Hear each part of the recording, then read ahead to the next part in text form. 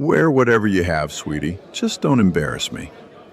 Brooke Langford handed her waitress a $10,000 gala ticket. As a joke. She smiled the whole time. Her friends laughed on cue. And the waitress? She just kept wiping down the table. Slow, steady, like she hadn't heard a word. But she had. What Brooke didn't know was that the woman holding that champagne rag had already donated $500,000 to the very gala she'd just been invited to attend as a punchline. Some jokes have very long punchlines. If you've ever been the person in the room that nobody thought to look at twice, this one is for you. The click of high heels on marble has a particular sound. Not the sensible tap of church flats on a fellowship hall floor. This was something else entirely. Measured, deliberate. The kind of sound that arrives before the person does and quietly asks the room to pay attention. It was a Friday evening in October, the Pierre Hotel at 2 East 61st Street. The grand ballroom of the Hearts for Heritage Gala glittered beneath crystal chandeliers, cold light scattering across silk gowns and the carefully rehearsed smiles of people who had been practicing them for years. $10,000 a seat. At the top of the marble staircase, Nyla paused, just long enough for the room to turn. She wore the eternal bloom gown, $5 million of Voss Couture, commissioned for one person and never offered for sale. Ivory and deep blue, the color of a winter sky in the last 10 minutes before dark. Real diamonds caught the chandelier light and scattered it like morning frost across 200 faces that had no idea what they were looking at. Not yet. 3 days earlier, Nyla had been wiping down a table at the French Press Cafe near Central Park. Worn jeans, white blouse, flats that had seen better days. Her deep blue eyes held the particular calm that some people mistake for indifference until they look more carefully. Brooke Langford had swept in that afternoon as she always did. Wavy blonde hair, perfect. Designer coat open just enough to show the label. Friends trailing a half step behind, ready to laugh at whatever Brooke found funny. Brooke set a cream envelope on the table. Not handed it, set it. The way you set down a tip you've already decided is generous enough. Nyla, you're practically family by now. The Hearts for Heritage Gala is Saturday. Tickets are $10,000 each, but I'll give you one. Just wear whatever you have, sweetie. A deliberate pause. Just don't embarrass me. Jade snorted into her cappuccino. Skylar had her phone out before Brooke finished the sentence. Nyla smiled. Her hands kept moving. Slow, even circles with the cloth, working out a champagne stain. She didn't look up. Inside her chest, something very small and very quiet had lit itself like a pilot light catching in the dark. 8 months of this.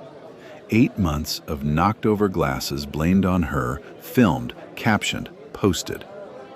8 months of being talked around, treated like a piece of furniture that happened to carry trays.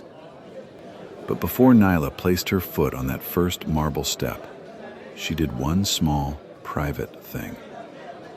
She reached into her beaded clutch and took out a small antique mirror, silver, hinged lid engraved with blooming lilies. Her mother had pressed it into her hands the morning she left Vermont. She had carried it every day since. She opened it, looked in. Her own blue eyes looked back. Steady, clear, unhurried. Mom was right, she whispered. I was never invisible. She closed the mirror, smoothed the gown once, and descended. The whole room held its breath, because something in the air had shifted, the way it shifts before a storm, and not one person in that ballroom could yet explain why. What they were about to learn would unravel every assumption Brooke Langford had built her life on, and set something in motion that even Nyla wasn't fully prepared for. To understand why that moment on a marble staircase meant everything it did, you have to go back 8 months. A gray February Thursday. A young woman in a second-hand coat stepping off a Greyhound at the Port Authority bus terminal. 2 old suitcases, and a determination so quiet and fixed it didn't make any noise at all. Nyla had grown up in a world most people only see in glossy magazines. Her mother, Adeline Voss, had built Voss Couture from a single sewing room in Burlington, Vermont, into one of the most respected fashion houses in the country. Nyla had sat front row at Paris shows since she was 12. She had worn gowns that cost more than most people's cars, to events where every eye in the room saw exactly one thing: the Voss name, never Nyla herself. There was a night she still thought about. She had been 16, and her mother had laid a pale gold Voss original across the bed and said, gently but firmly, that the cameras at the Paris event would be watching. Nyla had stood in front of the mirror and felt, with cold certainty, that she was disappearing. Not dramatically, the way watercolors left in the rain disappear, slowly, until the picture you started with is gone. This is what psychologists call parentification, when a child is shaped, even lovingly, into a role that serves the family before she has learned what her own needs are. Adeline never meant harm, but love, when it arrives already wrapped in a costume and a name tag, can start to feel like a very beautiful cage. So she ran, packed the 2 suitcases, tucked the silver mirror in her coat pocket, and left. She found the French Press Cafe on a Tuesday, walking the edges of Central Park in the cold, warm inside, coffee smelling, the kind of place where the owner knew every regular's grandmother's name. The owner was retiring. Nyla bought it quietly, through a trust, under a name no one would connect to Voss Couture. She never told the staff. Then she put on a clean white blouse and applied for a job as a waitress at the cafe she secretly owned. $15 an hour. She needed to find out who she was when nobody was watching. Just a woman who showed up on time, learned people's orders, and asked herself every morning whether the dignity she believed in held up under the weight of ordinary life. For the first few weeks, it did. And then there was Brooke. Brooke Langford was a regular, the flawless, faintly exhausting perfection of a woman who had decided she would never be caught looking like anything less than the most important person in the room. She owned a chain of luxury boutiques and was the kind of customer who smiled at the hostess and looked straight through the waitress. At first, merely cool, politely dismissive. Then, over weeks, the edges came off. "Be careful with my champagne, idiot." The glass knocked over by her own elbow, though no one at the table said so. Wine across the white tablecloth. Jade's phone out before the glass stopped rocking. Waitress clumsy of the day. 5 minutes of laughter, while Nyla knelt with a cloth and cleaned the floor, calm as a Sunday morning. Every morning before her shift, Nyla took out the silver mirror, polished it with the cloth from her apron pocket, looked into it, not to check her hair, but to check herself. Today, I won't let anyone take away my sense of who I am. Then she'd fold it away and go to work. What she turned over privately on slow afternoons was this. She had started to see something in Brooke that unsettled her. When Brooke watched Nyla lower her head to wipe tables, patient, unhurried, something passed across her face that wasn't quite contempt. It was older. It flickered and disappeared before it fully arrived. Nyla recognized it. She knew what it was. Fear. Here is what the cafe regulars didn't know about Brooke Langford. She had grown up in Bridgeport, Connecticut. Her mother cleaned houses. Her grandmother had done the same for 30 years. Hands cracked from cold and cleaning solution, back giving out before 60. Good women. Quiet women. Women who said, "Yes, ma'am," and came home too tired to say much else. When Brooke was 10, her mother took a position in a wealthy Greenwich household. Brooke would come after school and wait in the kitchen. The family's children, 11 and 9, had the cruelty of kids who have never been told no. One afternoon, in front of guests, they made Brooke kneel and scrub a stain that wasn't even there. Because they could. Because the adults let it happen. Nobody said a word. Brooke scrubbed the floor. She didn't cry. And she made herself a promise so absolute it became structural. She would never again be the person on the floor. By 42, she had kept that promise. But here is the thing about armor. It doesn't know when the war is over. It just keeps being armor. Every waitress who lowered her head patiently snagged something in Brooke's chest, like cloth caught on a nail, not because she hated them, because she recognized them. She could not bear to see herself in them, so she made them invisible instead. In the language of psychology, this is a compensatory superiority complex, described by Alfred Adler. The wound of inferiority, never healed, transforms over years into compulsive dominance. You push down the people who remind you of your own vulnerability. You build yourself so high above the floor that no one can make you kneel again. It looks like arrogance. From the inside, it is terror, running at full speed every day in expensive shoes.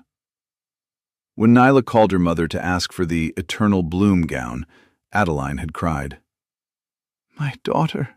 You don't have to prove a single thing. But Nyla was clear. This wasn't about Brooke. It was about standing in the truth she'd been quietly carrying for 8 months. When the gown arrived, she found a folded note in her mother's handwriting tucked inside the tissue paper. "You were never invisible, but be careful of the people around you in New York." She read it twice, didn't fully understand it, tucked it into her clutch beside the silver mirror and got ready for Saturday. What she didn't know was that someone else had been watching her long before Brooke handed over that envelope. And that person had very specific reasons for wanting Nyla in that ballroom. 212 people in the grand ballroom. Nyla knew the count. She had seen the charity committee's guest list 2 years earlier when she made her anonymous donation. She knew this room, its light, the angle at which the chandeliers threw their best reflection. She had been attending events like this since she was 12. She walked down the staircase one step at a time, unhurried. The ivory and deep blue gown moved around her like something living. The diamonds broke the chandelier light into pieces and scattered it across 200 upturned faces.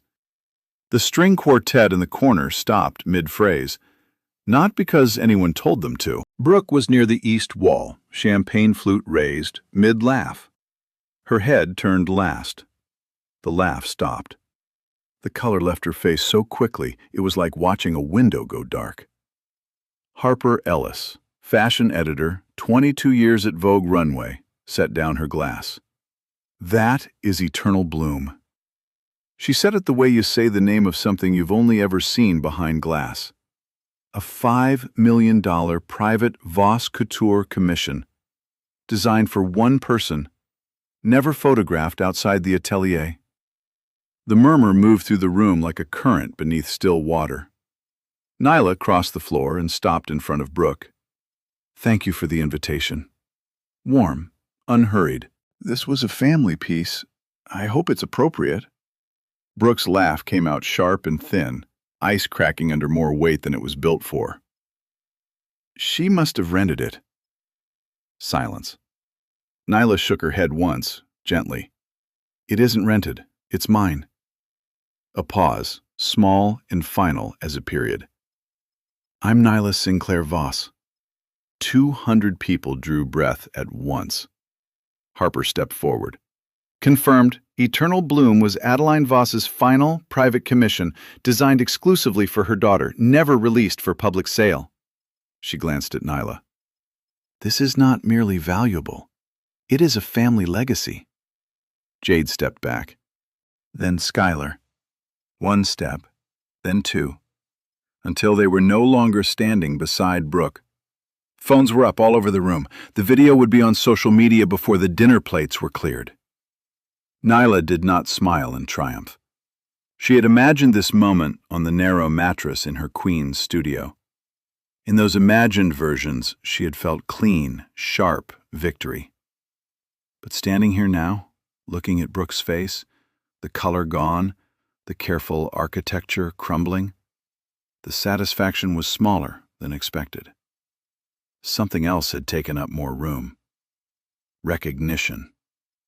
Brooke was not just an arrogant woman having a bad night. She was a person whose worst fear had just walked down a staircase in diamonds and proved itself real. The fear that no matter how far you climb, the floor is always one mistake away. Nyla knew that fear. She'd spent 8 months running from her own version of it. She spoke quietly enough that the nearest tables had to lean in.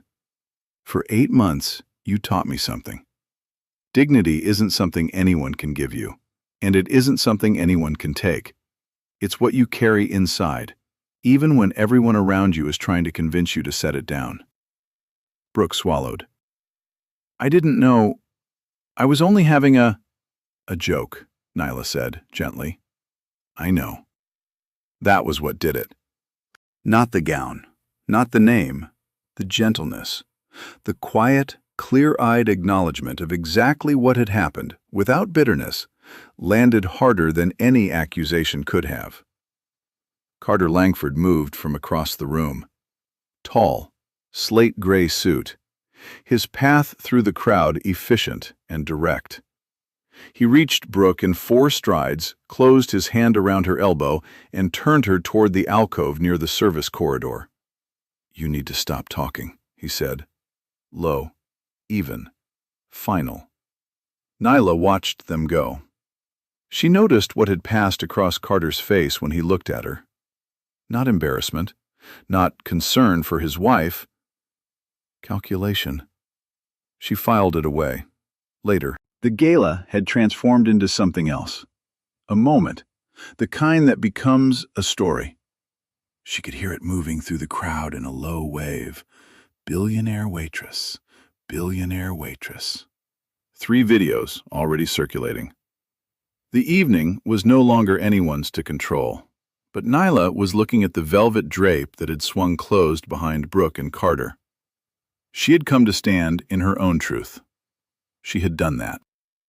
But standing here now, she felt something she hadn't fully expected. The awareness that Brooke's humiliation was not going to be enough. Not for the wound underneath the cruelty. Perhaps not even for Nyla herself. She smoothed the front of the gown and walked toward the alcove. Because what Nyla said in there, and what Brooke admitted out loud for the first time in her adult life, was something none of the 200 people in that ballroom were meant to hear. But several of them did, and one of them was taking notes. The alcove was narrow and half-lit, tucked behind a velvet drape thick enough to muffle the string quartet, playing a little too brightly now, the way musicians play when they sense the real drama is happening somewhere else. Carter stood with his back to the wall, arms loosely crossed. Did you think you could keep mocking people forever? Not a real question. The kind men like Carter ask when they've already decided the answer. The Voss family controls the investment funds our boutique chain is currently negotiating with. Do you understand the position you've put us in? Brooke was crying. Not the kind designed to be seen. The mascara down the face, shoulders collapsing kind that has been held back for a long time. I just wanted to feel important, she said. Just once. At the top. Nyla stepped around the edge of the velvet curtain. Carter reassessed her, quickly, quietly, the way of a man who has spent his career doing exactly that. She kept her eyes on Brooke. You chose me because I seemed harmless. Flat shoes, didn't argue, smiled when you knocked over the glass and let Jade film it. She paused. But no one is as erasable as they look. Brooke's head was down, listening. I know where it started. Not here, not at the cafe, long before that. A little girl, watching her family be made small so other people could feel big. Being told, at an age when you couldn't fight back, that your family's work meant your family was worth less. A pause. That kind of thing doesn't leave. It just goes underground. Brooke looked up, eyes red, raw, undefended. And somewhere between that little girl and this room, you turned into the family that did the looking down. The sound Brooke made was not quite a sob, something more compressed, stored under pressure for a long time. This is the moment worth pausing on. What Nyla was describing is one of the most documented cycles in human psychology: intergenerational trauma. The humiliation Brooke received at 10 was never processed, never named, never healed. It became a blueprint. And blueprints, left unexamined, get built. Brooke had not set out to become the Greenwich children. She had set out, with every ounce of her energy, to become the opposite.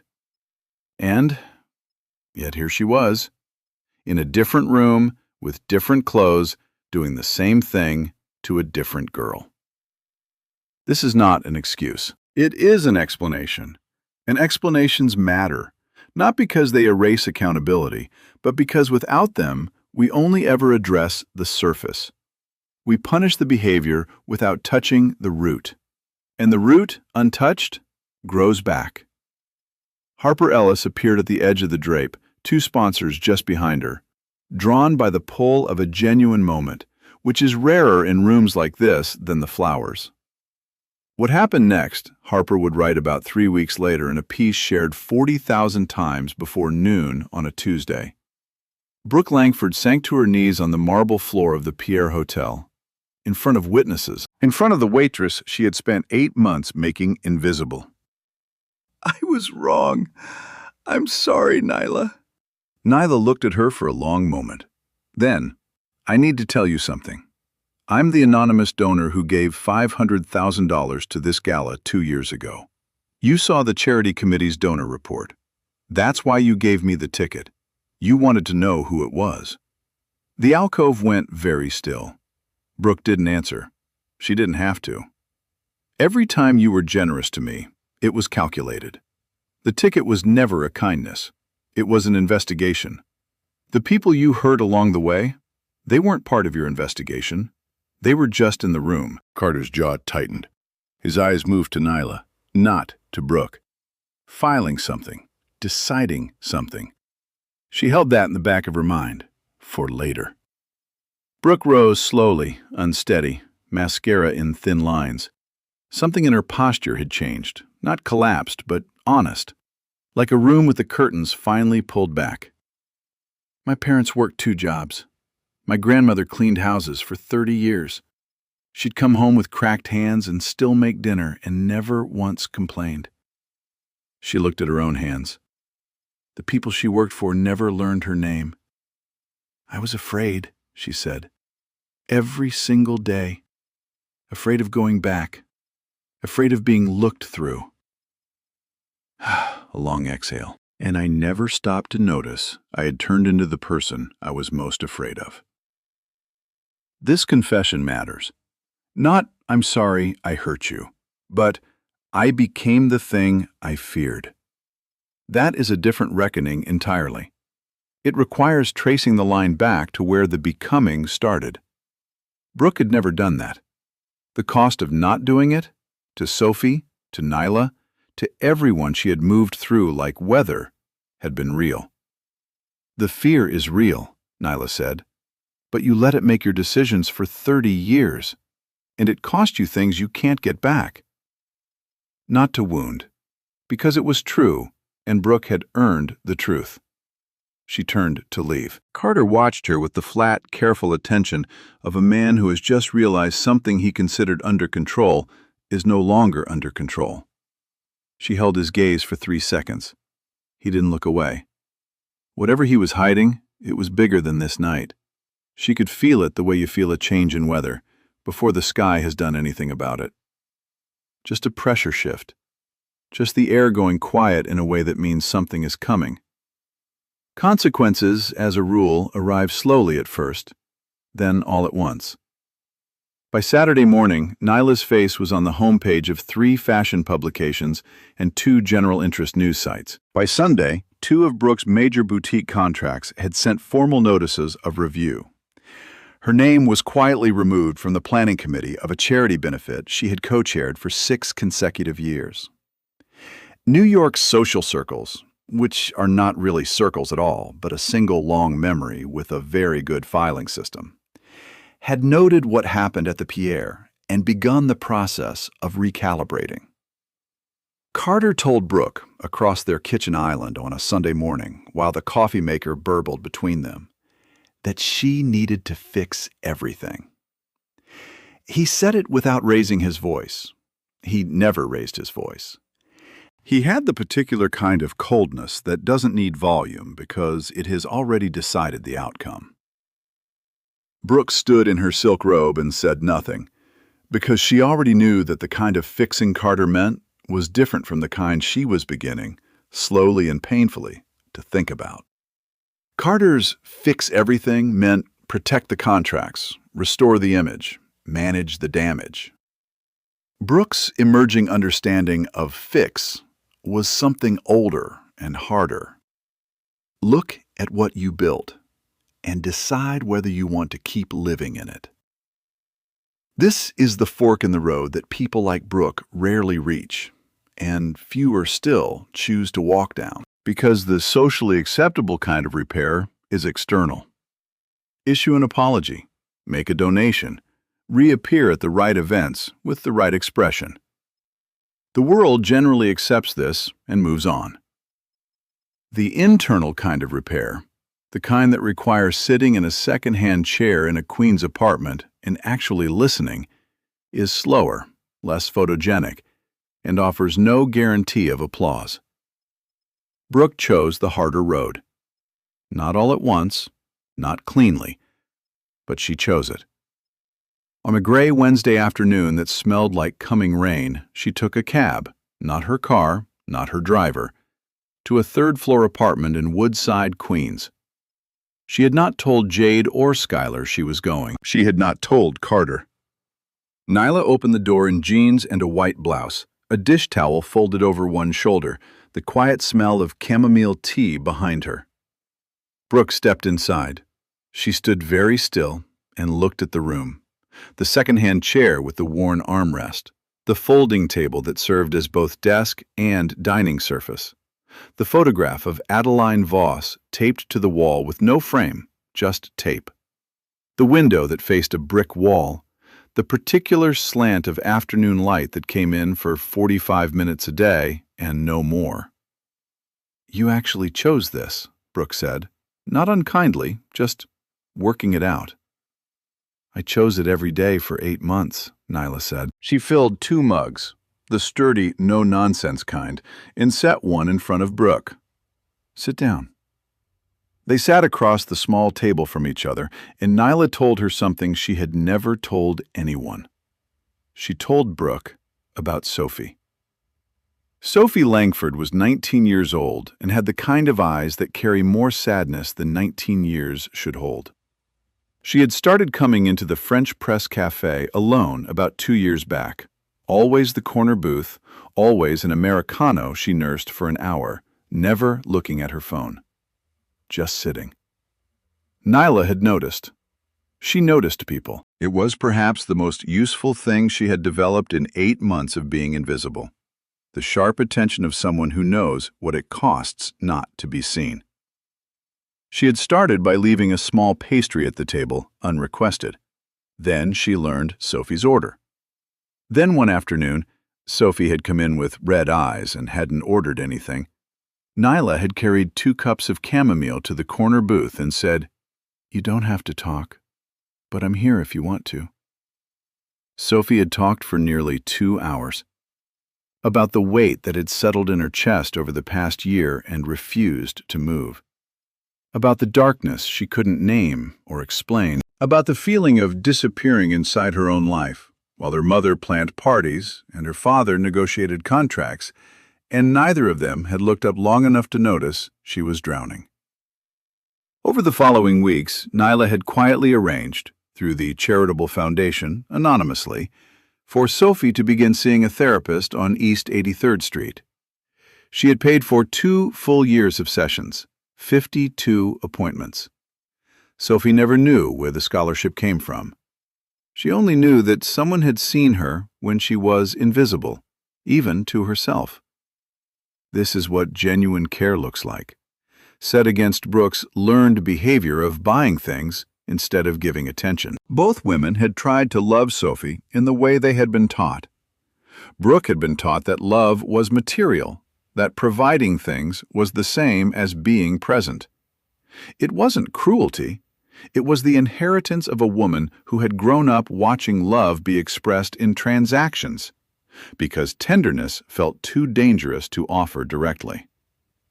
Nyla had been taught something different, not by wealth or status, but by 8 months of sitting in a small cafe and learning that the most valuable thing one person can give another is the simple act of noticing.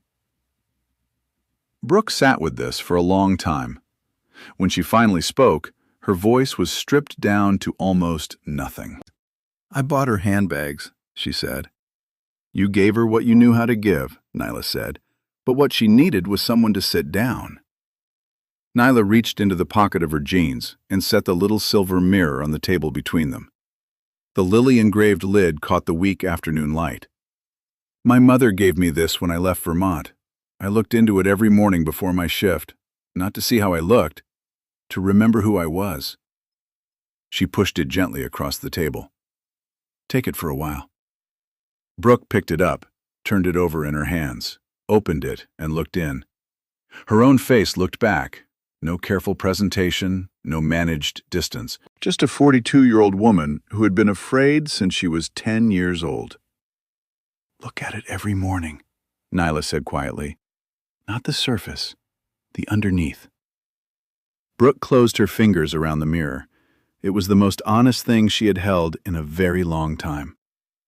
What Brooke did with that honesty, the calls she made, the doors she walked through that she had kept firmly shut for 30 years, was the last thing anyone who had watched her work a room at a gala would have predicted.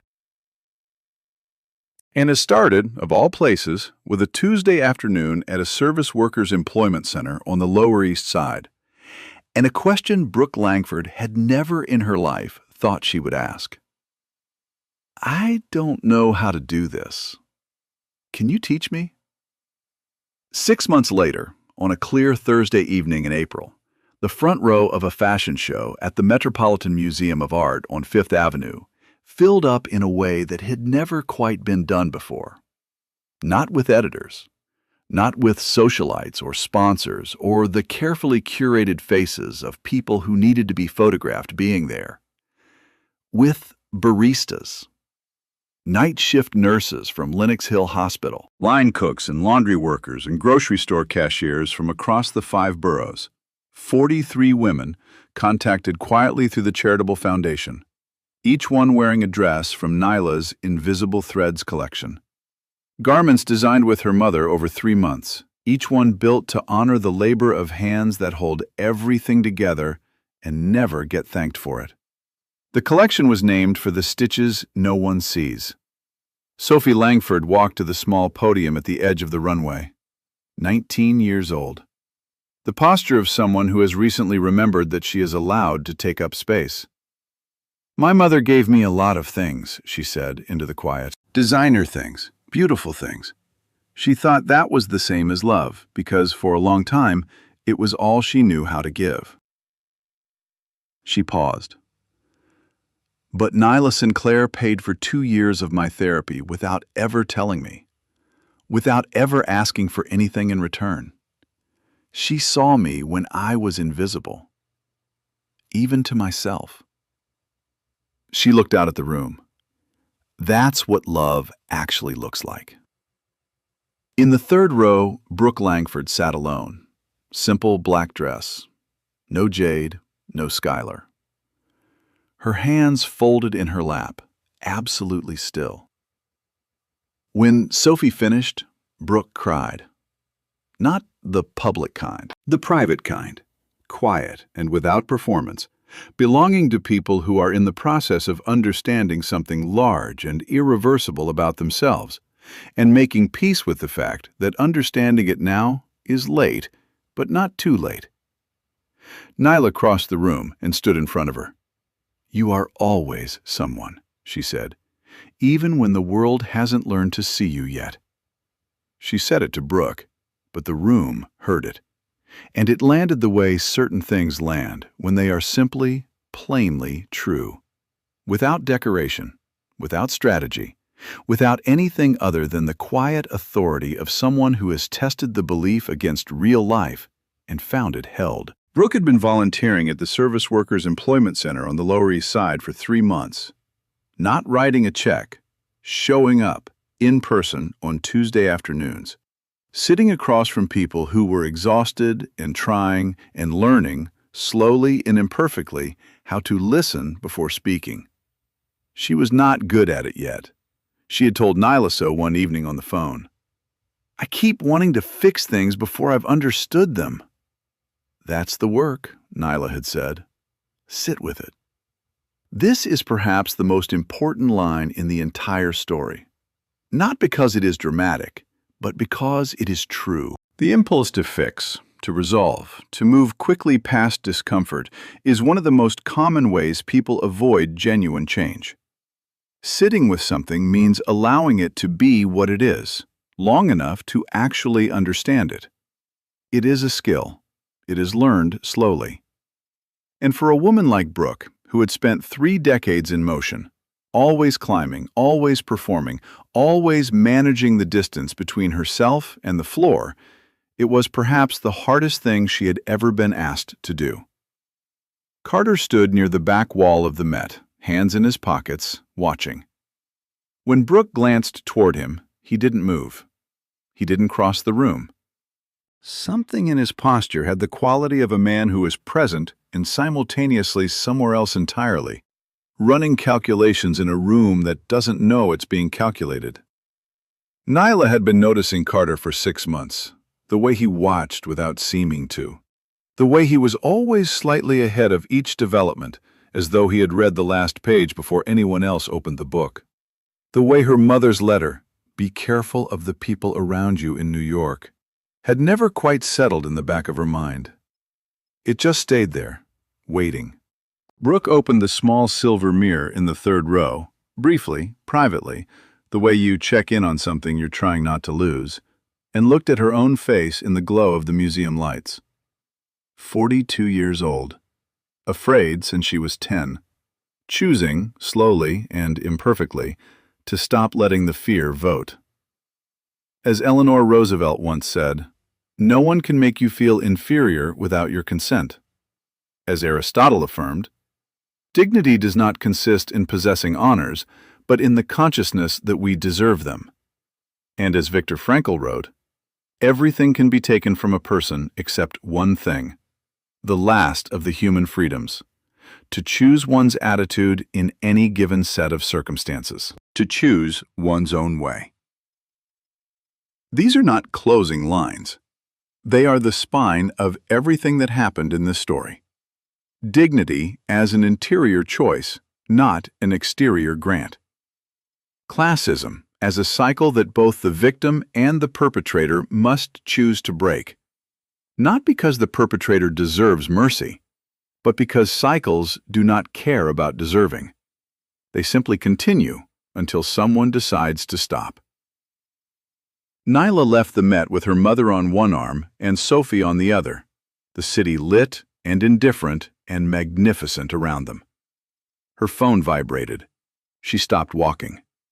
Unknown number. "Congratulations on your victory, Nyla Sinclair Voss."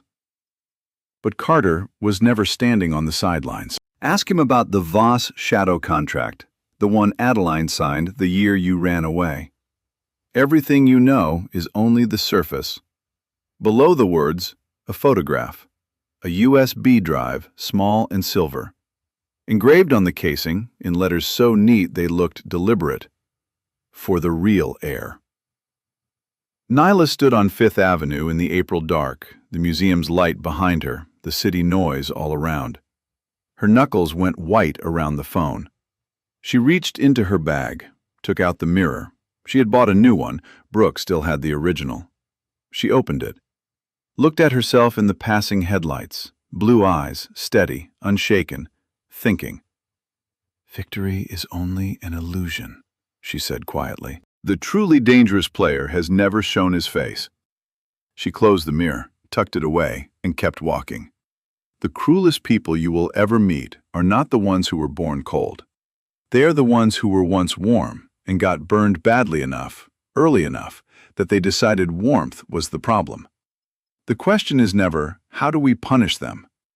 The question is always, who taught them that this was the only way to survive? And then, the harder question, are we brave enough to show them a different one? If someone looked at the way you treat the people around you, the ones who bring your coffee, hold the elevator, bag your groceries, what would they see? And more importantly, what would it say about what you're still carrying? These are authentic human stories shaped by real pain and real dreams. AI helped with grammar, flow, and structure, but the heart, the moral weight, and the life-changing lessons belong entirely to the human creators in their audience.